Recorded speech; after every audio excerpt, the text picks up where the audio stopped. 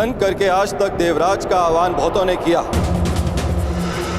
किंतु रुष्ट करके मेरा आह्वान करने वाले उद्दंड कौन हो तुम? कर कर कर कर दिव्य दृष्टि से बाण शक्ति से जीते ये सारा रण, शांत चित्त धरे आत्मबल भरे जीते हर बार अगर, छूट ना पाए लक्ष्य हो चाहे सूक्ष्म सा छुपा होकर, राधे कर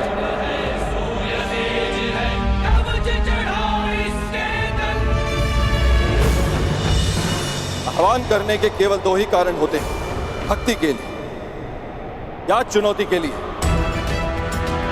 परंतु देवराज इंद्र को चुनौती देने के लिए तुम्हारी आयु बहुत कम है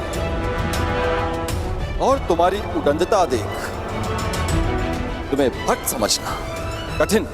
भक्त तो मैं हूं देवराज, परंतु आपका नहीं, अपने गुरु का।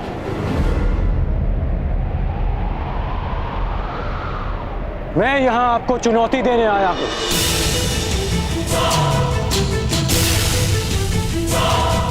मुझे देवराज इंद्र नहीं, उस अहंकार को जिसने देवराज इंद्र की मति हर ली है। देवराज इंद्र को चुनौती देने वाले बालक कहां से आए? मैं भी जानने का इच्छुक हूं। मुझे ललकारने वाले का कुल क्या है, जाति क्या है?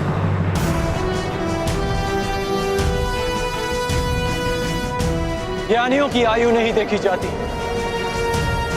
और ना ही वीरों का कुल पूछा जाता है। वीरों का बाहुबल ही उनकी जाति होती है और शस्त्र ज्ञान उनका कुल। आप बस इतना समझ ले कि यह कर्ण अपने गुरु के आदेश पर आपसे सम्मान सहित ये निवेदन करने आया कि आप अपने मेघों को वर्षा करने का आदेश दें। तो तुम मुझे आदेश दे रहे, देवराज इंद्र को? स्मरण रहे, वर्षा मेरी अधीन है। इसे आज तक मैं इन पृथ्वीवासियों को भेंट स्वरूप देता आया, परंतु मुझे अभी अनुभव होने लगा निःशुल्क में मिलने वाली इन सुविधाओं को ये पृथ्वीवासी सम्मान नहीं करते। इसी कारण मैंने निर्णय लिया है कि पृथ्वीवासियों को वर्षा तब तक प्राप्त नहीं होगी जब तक वह मुझे उचित सम्मान नहीं देंगे। सम्मान और आदर प्रेम देकर अर्जित किए जाते हैं देवराज, बलपूर्वक केवल भय अर्जित किया जाता है। तो भय के कारण ही सही मुझे सम्मान चाहिए। यदि सम्मान मिलेगा तो इन पृथ्वीवासियों को वर्षा प्राप्त होगी और उपेक्षा की तो वज्र। महर्षि दधीच ने अपनी अस्थियां आपको वज्र बनाने के लिए दी ताकि व्रतासुर जैसे असुरों का नाश हो, ना कि निशक्त प्रजा का विनाश हो। देवराज, आप भूल रहे हैं कि पूजा उस वृक्ष की जाती है जो फल दे, शीतल छाया दे। कांटों से भरे वृक्ष को काट दिया जाता है। सावधान कर्ण, तुम देवराज इंद्र के सम्मान को चोट लगा रहे हो। मैं केवल आपके अभिमान को खींच रहा हूं, जैसे हिमकर्ण स्वयं अपने पानी में पिघल जाता है। अहंकारी का अस्तित्व भी स्वयं उसका अहंकार हर लेता है। अपने मेघों को वर्षा करने का आदेश दे। इसे मेरा अंतिम निवेदन समझे या चेतावनी। और यदि मैंने तुम्हारा निवेदन अस्वीकार किया तो, वर्षा नहीं की तो मेरे बाणों की वर्षा से आपका अभिमान बच नहीं पाएगा।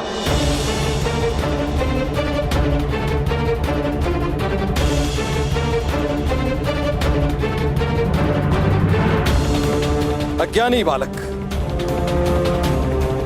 एक इंद्रधनुष क्या बना लिया, देवराज इंद्र का आह्वान क्या कर लिया, तो समझने लगे कि तुम मुझे चुनौती दे सकते हो। 2 बाण क्या प्राप्त हो गए। तुम्हें प्रतीत होता है कि तुम वज्रधारी इंद्र का सामना करो। आपको वज्र दान में मिला है देवराज,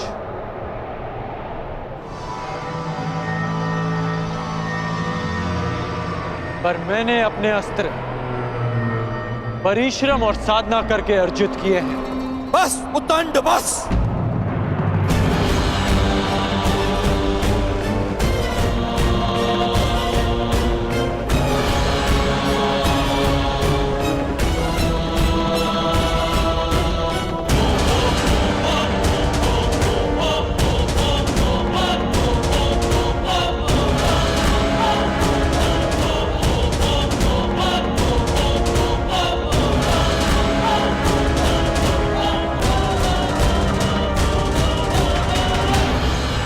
अंध अस्त्र के अंधकार को मिटाने के लिए प्रकाश पुंज चाहिए कर्ण। चक्षुमास्त्र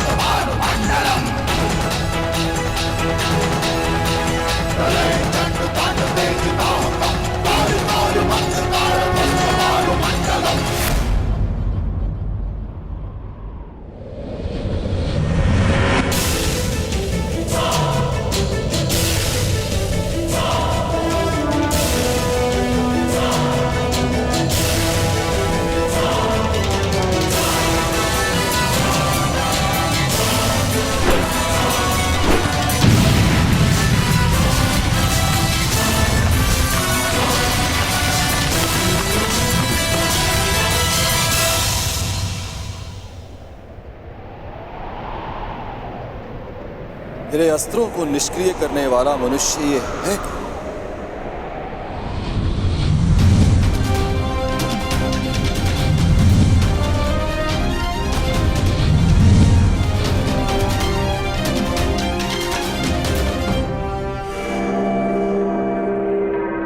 देवताओं को शक्ति मनुष्य की भक्ति से मिलती है,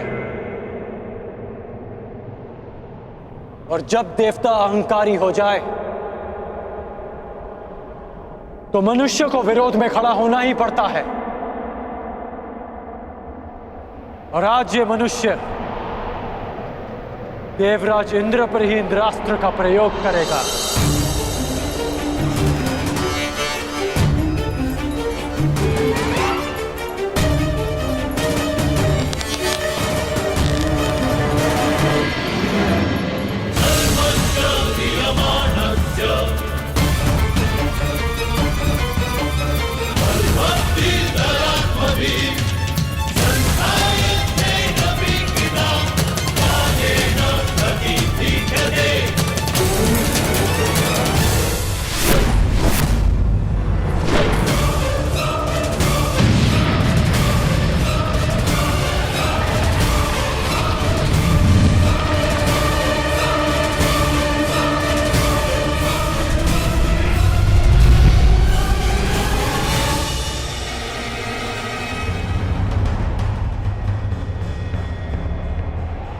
मूर्ख, तुमने इंद्रास्त्र का प्रयोग स्वयं इंद्र पे किया।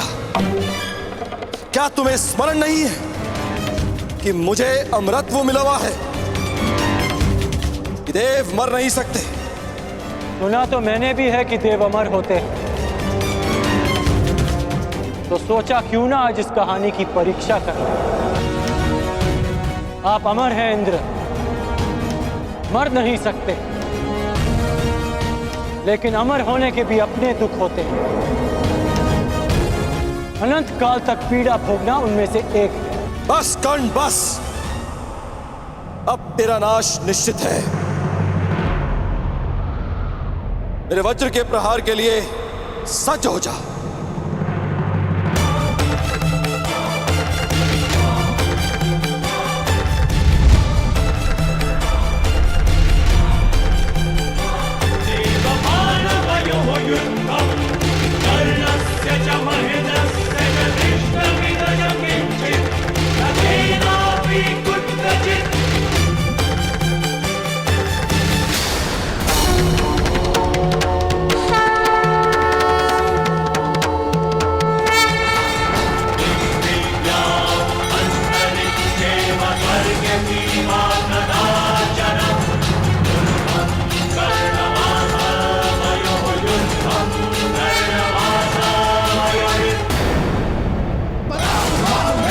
शांभवस्थ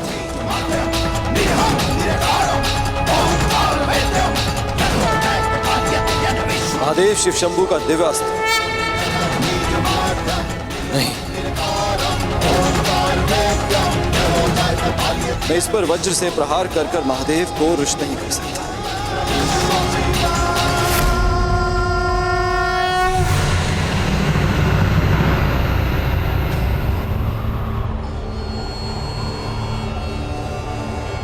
रुक जाओ कर्ण, रुक जाओ।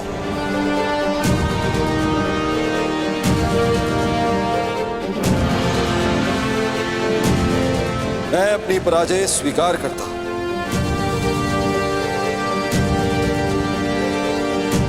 तुम्हें इस संभव अस्त्र को प्रयोग करने की आवश्यकता नहीं।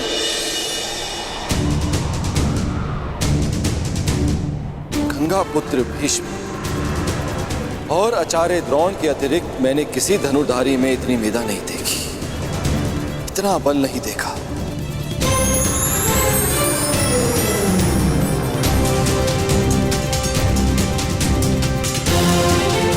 कौन हो तुम कर्ण? और कौन है वो जिसने तुम्हें इतना सक्षम बनाया? कौन है वो महागुरु? कौन है जिसके शिष्य हो तुम?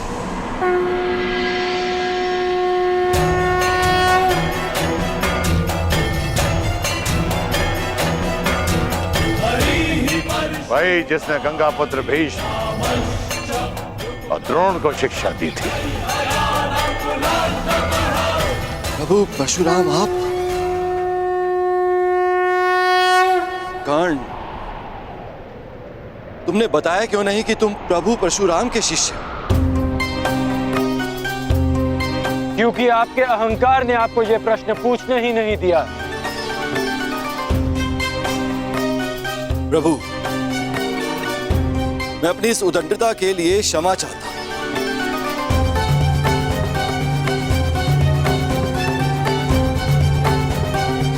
मेरे इस अहंकार ने मेरी मति को हर लिया था, जो मैं समझ नहीं पाया कि ऐसा प्रतिभावान योद्धा केवल आपका ही शिष्य हो सकता है। मैं क्षमा चाहता हूं, अर्थात मेघों को अभी वर्षा का आदेश देता हूं।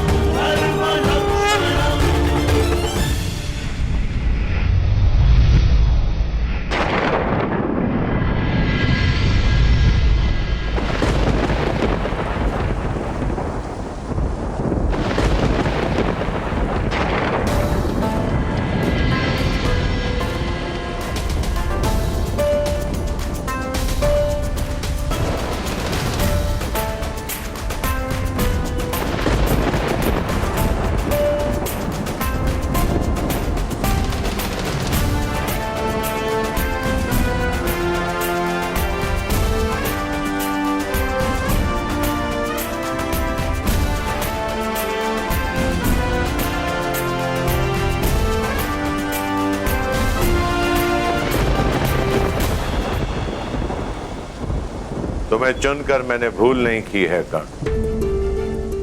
तुमने अच्छा प्रदर्शन किया है। क्योंकि मेरे गुरु ने मेरा मार्ग प्रदर्शन किया। ये कर्ण की नहीं, आपकी शिक्षा की विजय है गुरुदेव। कर्ण, वर्षों तक तुमने शस्त्र साधना की, मेरे हर आदेश का पालन किया, मेरे द्वारा दी गई हर परीक्षा में तुम खरे उतरे हो राधे। और आज तुमने इंद्रदेव का अहंकार तोड़कर मुझे गौरवान्वित किया है। इसका तात्पर्य जानते हो कर्ण? इसका अर्थ यह है तुम उन शस्त्रों को धारण करने के पात्र बन गए हो जो देवताओं को भी उपलब्ध नहीं है। मैं तुम्हें ब्रह्मशीरस्त्र की दीक्षा दूंगा। मैं तुम्हें ब्रह्मांडास्त्र की शिक्षा दूंगा। और परशुराम को सदैव ये गर्व होगा, ये दीक्षा प्राप्त करने वाला राधे कर्ण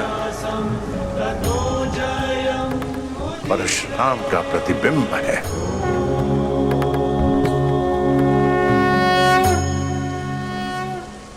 क्षत्रियों के गुणों से युक्त ये ब्राह्मण शिष्य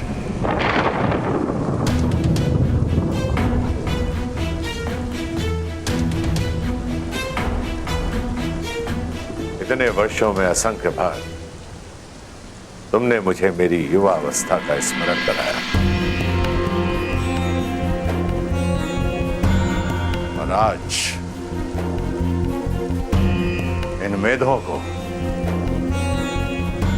इस नभ को, 7 तल्लों, चारों दिशाओं को मैं साक्षी मानकर सगर्व कहता हूं कि धनुर्विद्या में और युद्ध कौशल में तुम परशुराम के पर्याय हो।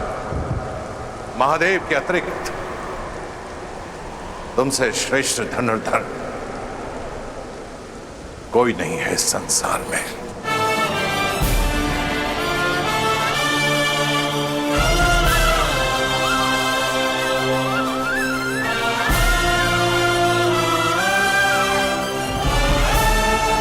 चिरायु भव कर्ण।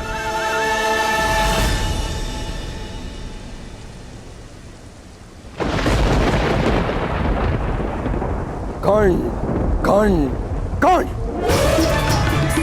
कौन है ये कर्ण? कहां से आया इसमें इतना बल, इतना कौशल? कहां से पाया इसने इतना तेज? समझ नहीं आया कि केवल ब्राह्मणों को शिक्षा देने का प्रण लेने वाले परशुराम ने आखिर क्यों एक सूत पुत्र को अपना शिष्य बनाया। कुछ तो भेद है जिसे इंद्र भेद करके रहेगा। देवराज इंद्र को तो तुमने पराजित कर दिया कर्ण, परंतु देवराज इंद्र के भीतर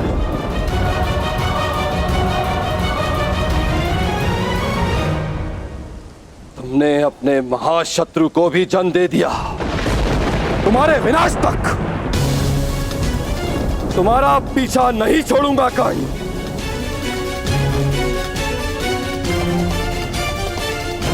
परशुराम तुम्हें संसार का सबसे सर्वश्रेष्ठ धनुर्धारी घोषित कर चुके हैं, किंतु क्षमा करना है धनुर्धारी। मैं इंद्र ऐसा कभी होने नहीं दूंगा, कदापि नहीं।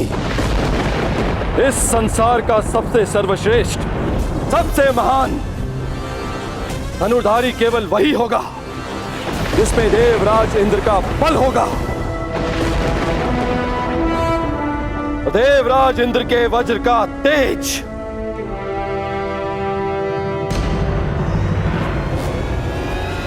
जो स्वयं इंद्र के अंश से जन्मा है, सबसे बड़ा, सबसे उत्तम, सबसे सर्वश्रेष्ठ धनुधर बनेगा हस्तिनापुर में शिक्षा ले रहा अर्जुन। जिसने इंद्र का आशीर्वाद अर्जित किया है वो अर्जुन।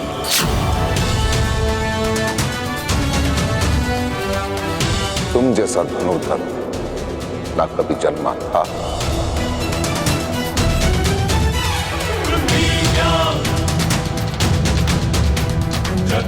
ना जन्मा है और ना ही कभी जन्मेगा अर्जुन।